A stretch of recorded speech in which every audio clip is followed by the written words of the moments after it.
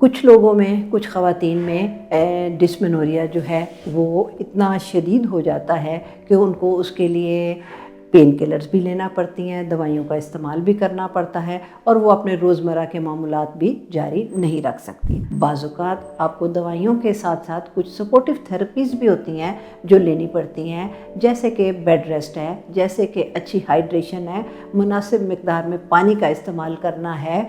इसके अलावा आप फ़िज़ियोथेरेपी है, कुछ एक्सरसाइज़ेज़ हैं, हॉट वाटर बॉटल है, हॉट वाटर बाथ है, ये सब चीज़ें भी हेल्पफुल हो सकती हैं।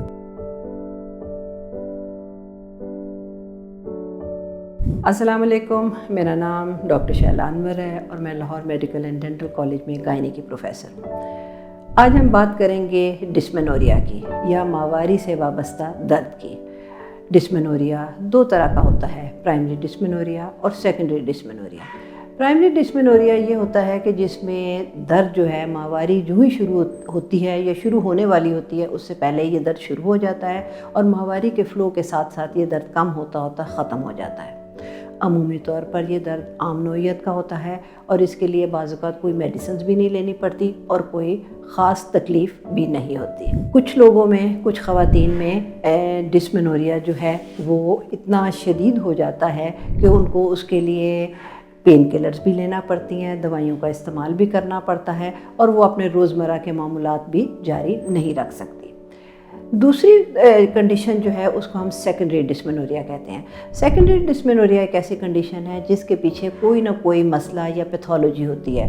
कई ऐसी कंडीशंस हैं जिनको मेडिकल ज़ुबान में जैसे कि एंडोमेट्रियोसिस हो गया या पेल्विक इन्फ्लेमेटरी डिजीज़ हो गई, जिसमें बच्चेदानी और अंडेदानी और फेलोपियन ट्यूब्स की इन्फेक्शन हो सकती है। इसके अलावा फाइब्राइड्स हो सकते हैं या रसोलियाँ हो सकती हैं जिनकी वजह से भी ये दर्द हो सकता है। कुछ ख़वातीन में हो सकता है कि वो पहले उनका कोई ना कोई ऑपरेशन हुआ हुआ है, उस ऑपरेशन की वजह से अगर एडिशंस फॉर्मेशन हो गई हैं या कहीं जो कुछ पट्टे हैं जिस्म के वो आपस में जुड़ गए हुए हैं तो माहवारी के दिनों में वो दर्द ज़्यादा महसूस कर सकती हैं। तो ये ऐसी कंडीशंस हैं जिनके लिए ज़्यादातर ख़वातीन को कोई ना कोई दर्द की दवाई लेनी पड़ती है। अगर आप में इस किस्म की कोई भी अलामात पाई जाती हैं तो आप अपने गायनेकोलॉजिस्ट से रब्ता कर सकते हैं, उन्हें अपनी बीमारी के बारे में बता सकते हैं ताकि आपको हर माह इस दर्द का सामना ना करना पड़े।